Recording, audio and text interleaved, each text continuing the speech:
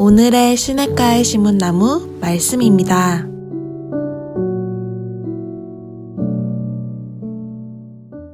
사랑하고 축복합니다. 오늘도 말씀 안에서 승리하는 한들교회 모든 성도님들 될 수 있기를 축복합니다.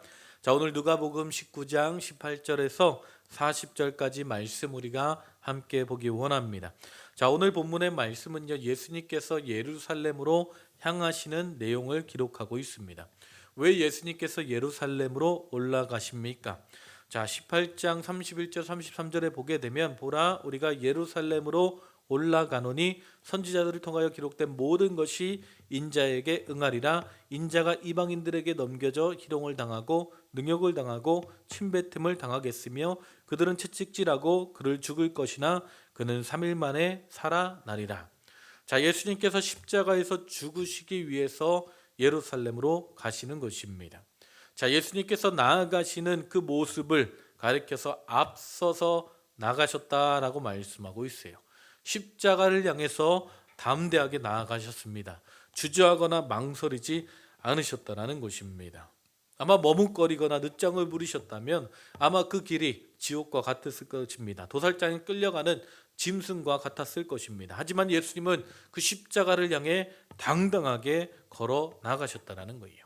자, 오늘 본문은요, 특별히 예루살렘에 입성하시는 예수님의 아름다운 모습을 보여주고 있습니다. 그런데 이 아름다운 장면이 가능했던 것은요, 바로 이름 얻던 제자들의 순종 때문입니다. 제자들뿐만 아니라 주께서 쓰시겠다 하시면 예수님은 나귀 새끼도 사용하셨습니다. 여러분, 예수님께서 나귀 새끼를 사용하셨다면 하물며 하나님의 자녀된 우리를 사용하시지 않으시겠습니까? 여러분, 주님 앞에 쓰임받는 삶이 될 수 있기를 주님의 이름으로 축복합니다. 자, 그럼 하나님은 어떤 사람을 쓰실까요? 자, 사무엘서 16장 7절을 보게 되면 하나님께서 다윗을 기름 부어 선택하실 때 사무엘을 통해서 말씀하신 게 있습니다. 나의 보는 것은 사람과 같지 아니하니 사람은 외모를 보거니와 나 여호와는 중심을 보느니라. 하나님은요, 중심을 보시고 그 사람을 쓰십니다. 다윗은 하나님의 마음에 합한 자였기에 귀하게 쓰임받은 줄 믿습니다. 자, 오늘 본문을 보게 되면요, 주님께 쓰임받은 세 부류의 사람이 있는 것을 보게 됩니다. 이들의 공통점은요, 다 그들이 무명의 제자들이었다라는 거예요. 누가복음의 저자인 누가는요, 오늘 본문에 등장하는 제자들의 이름을 표시하지 않았습니다. 이름도 없이 빛도 없이 주님만을 높여야 되고 주님만이 영광 받으시는 장면이기에 그 제자들의 이름을 기록하지 않은 것이 아닐까 생각해 봅니다. 자, 그러면 이 예수님께서 예루살렘을 입성하시는 이 위대한 사역 가운데 쓰임받은 제자들의 모습은 어떨까요? 오늘 우리가 정말 이름도 없이 빛도 없이 정말 주님 앞에 쓰임받는 복된 삶이 될 수 있기를 주님의 이름으로 축복합니다. 자, 그들은 어떤 사람이었습니까? 순종하는 자들이었습니다. 예수님께서 벳바베가와 베다니에 가까이 가셨을 때에 예루살렘에 올라가실 준비를 하시죠. 나귀 새끼를 타고 예루살렘 성에 입성하고자 하셨습니다. 그래서 제자 중에 2명을 보내시면서 자세하게 지시를 하시죠. 30절 31절에 보니까 너희는 맞은편 마을로 가라. 그리 들어가면 아직 아무도 타보지 않은 나귀 새끼가 매어 있는 것을 보리니 풀어 끌고 오라. 만일 누가 너희에게 어찌하여 푸느냐 묻거든 말하기를 주가 쓰시겠다 하라. 자, 어떻게 보면 예수님의 명령 자체가 황당한 명령입니다. 자칫 잘못하면 제자들이 도둑으로 몰릴 수도 있는 일이었습니다. 그런데 두 제자들은 어떻게 합니까? 예수님의 지시에 묵묵히 순종합니다. 그들은 결코 왜라는 이유를 묻지 않았습니다. 당황하거나 망설이지도 않았습니다. 예수님의 말씀대로 묵묵히 순종합니다. 아멘. 여러분, 순종이 귀한 줄 믿습니다. 그래서 그들은 나아가서 이야기하죠. 보내심 받은 자들이 가서 그 말씀하신 대로 만난지라 나귀 새끼를 풀 때에 그 임자들이 이르되 어찌하여 나귀 새끼를 푸느냐 대답하되 주께서 쓰시겠다 하고 그것을 예수께 끌고 왔다라고 말씀하고 있습니다. 자, 하나님께서 어떤 사람을 쓰십니까? 순종하는 자들을 쓰십니다. 똑똑하고 재주가 많고 잘나고 말잘하고 영리하고 많이 배우고 많이 가진 자를 쓰시는 것이 아니라 순종하는 자를 쓰신다라는 거예요. 여러분, 광야에서 이스라엘 백성들이 다 원망하고 불평하고 거역하고 불순종했을 때 갈렙과 여호수아 두 사람은 모세 곁에서 묵묵히 순종했습니다. 모세의 후계자였던 여호수아는 어떤 사람입니까? 여호수아서 1장 1절에 보게 되면 모세의 수종자 눈의 아들 여호수아라고 했습니다. 광야 40년 동안 한결같이 모세 밑에서 묵묵히 순종했던 사람이었습니다. 하나님께서 그런 사람들을 통해서 일하신다라는 거예요. 자, 이스라엘의 초대 왕이었던 사울 왕, 그가 하나님 앞에 가장 영광스럽게 쓰임 받을 수 있는 기회가 주어졌습니다. 하나님께서 그를 이스라엘 왕으로 세우셨지만 그는 왕이 된 이후에 불순종의 길을 걷게 됩니다. 사무엘 선지자가 그에게 순종이 제사보다 낫고 하나님의 말씀 듣는 것이 제사를 드리는 것보다 낫다라고 이야기했지만 그는 결국 불순종하지요. 그리고 하나님은 그를 버리십니다. 요나 선지자도 하나님의 말씀에 불순종했습니다. 니느웨로 가라는 말씀에 불순종하여 다시스로 도망갑니다. 불순종하면 어떻게 됩니까? 요나처럼 역풍을 맞게 되고 물고기 뱃속에서 헤매는 것처럼 고생을 하게 되는 것이지요. 여러분, 순종하는 자들을 통해서 주님은 일하십니다. 예수님께서 베드로에게 나타나셨죠. 깊은 데로 가서 그물을 내리라 라는 말씀에 베드로는 무조건적으로 순종합니다. 누가복음 5장 5절에 보면 선생님 우리들이 밤새도록 수고하였을 때 잡은 것이 없지만은, 그것이 사실이지만 주님의 말씀에 의지하여 내가 그물을 내리겠습니다. 아멘.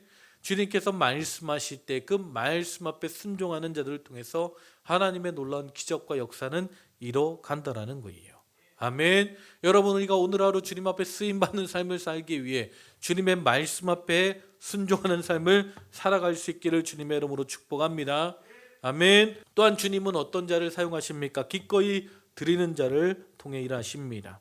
자, 두 명의 제자가 건너편 마을로 갔을 때에 그들이 나귀 새끼가 매어 있는 것을 보았죠. 그리고 그 나귀 새끼를 풀 때에 나귀 임자가 와서 제자들에게 이야기합니다. 어찌하여 나귀 새끼를 푸느냐? 왜 나귀 임자의 허락도 없이 함부로 나귀 새끼를 풀어서 가져가려고 하느냐라는 의미였을 것입니다. 자, 요즘도 산에 가서 함부로 열매를 따먹으면 안 됩니다.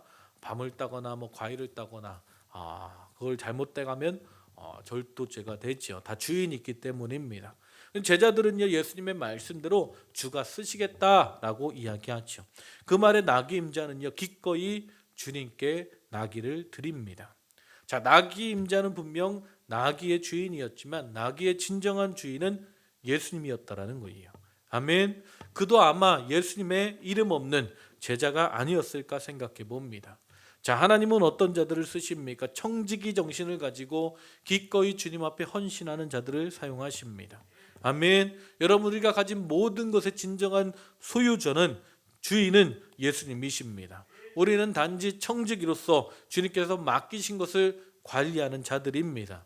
주님께서 필요하신다 하실 때 언제든지 헌신할 수 있기를 주님의 이름으로 축복합니다. 아브라함이 100세 때 아들을 얻게 되지요. 그런데 어느 날 하나님이 그 아들을 모리아 산에 가서 하나님께 드려라 라고 말씀하십니다. 아마 아브라함이 그렇게 생각할 수 있을 것입니다.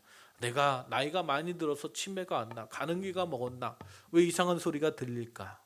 아니면 불평할 수도 있었을 것입니다. 주실 때는 언제 이제 와서 다시 바치라고 하시니, 이래저래 혼란스러운 상황이었을 것입니다. 하지만 아브라함은 믿음의 사람이었죠. 그는 하나님이 원하신다면 기꺼이 드리고자 했습니다. 하나님은요, 아브라함에게서 이삭을 받으신 것이 아니라 그가 기꺼이 드리는 그의 믿음의 마음을 받으신 것이죠. 아멘. 여러분, 우리 주님은요, 우리 하나님은 헌신하는 자들, 주님 앞에 자신의 모든 것을 내어드리는 자들을 통해 하나님의 역사를 이루어가시는 줄 믿으시기 바랍니다. 또한 주님께서 누구를 사용하십니까? 큰 소리로 외치는 자들을 사용하십니다. 예수님께서 나귀 새끼를 타고 예루살렘 성으로 나가실 때에 제자들의 온 무리가 큰 소리로 외쳤다라고 말씀하고 있어요. 37절 38절에 이미 감난산 내리막길에 가까이 오심에 제자의 온 무리가 자기들의 본 바 모든 능한 일로 인하여 기뻐하며 큰 소리로 하나님을 찬양하여 이르되 찬송하리로다. 주의 이름으로 오시는 왕이요 하늘에는 평화요 가장 높은 곳에는 영광이로다. 큰 소리로 하나님을 찬양합니다. 그때 바리새인들은요, 예수님께 거칠게 항의하죠. 선생이여, 당신의 제자들을 책망하소서. 하지만 예수님은요, 바리새인들에게 분명하게 말씀하십니다. 40절에 내가 너희에게 말하노니 만일 이 사람들이 침묵하면 돌들이 소리를 지를 것이다 라고 말씀합니다. 여러분 침묵하면 안 됩니다. 바리새인들이 비난할지라도 큰 소리로 외쳐야 합니다. 하나님께 영광 돌리는 일에 침묵하지 않기를 주님의 이름으로 축복합니다. 하나님의 말씀을 전하는 일에 꿀먹은 벙어리가 되면 안 되는 것입니다. 기도하는 일과 감사하는 일에 목소리를 아끼면 안 되는 것입니다. 전도하는 일에 우리의 목소리가 기어 들어가서는 안 되는 것입니다. 하나님 누구를 사용하십니까? 담대하게 외치는 자, 큰 소리로 하나님 앞에 영광 돌리는 자를 통해서 일하십니다. 아멘. 여러분, 오늘 우리가 우리의 입술의 고백 가운데 하나님 앞에 온전한 믿음이 선포되어지고 고백되어지고 감사할 수 있는 복된 한들께 모든 성도님들 될 수 있기를 주님의 이름으로 축복합니다. 이 마지막 때에 주님 앞에 쓰임 받는 자, 예수님의 예루살렘 입성의 이 위대한 일들을 위해서 쓰임 받았던 이 무명의 제자들처럼 정말 주님께서 말씀하실 때 순종하는 자들 될 수 있기를 축복합니다. 주님께서 쓰시고자 하실 때 기꺼이 헌신할 수 있는 복된 성도님들 될 수 있기를 축복합니다. 주님께서 하신 그 위대한 일들을 우리가 기쁨으로 큰 목소리로 찬양하며 기뻐하며 선포할 수 있는 복된 교회와 성도님들 될 수 있기를 주님의 이름으로 축복합니다. 그럴 때 우리는 주님 앞에 위대하게 쓰임받는 복된 교회와 성도들이 될 줄 믿습니다. 오늘 하루도 주님께 쓰임받는 복된 삶이 될 수 있기를 축복합니다. 아멘. 기도하시겠습니다. 하나님 감사합니다. 오늘도 우리에게 말씀하시고 인도하심에 감사합니다. 하나님 오늘도 우리를 사용하셔서 하나님의 영광스러운 일 가운데 위대한 일 가운데 하나님 우리를 통해 일하시기 원하시는 그 하나님의 말씀과 은혜 가운데 나아가기 원합니다. 주님 말씀하실 때 우리가 순종할 수 있는 믿음을 허락하시고 하나님 주님께서 말씀하실 때 기쁘게 헌신할 수 있는 복된 삶이 되게 하여 주시옵소서. 주님의 나라와 주님의 영광을 위해 하나님 믿음의 선포와 믿음의 목소리로 주님과 함께 나아가는 복된 삶이 되게 하여 주시옵소서. 오늘도 함께 하시고 인도하실 줄 믿사오며 예수님의 이름으로 기도했습니다.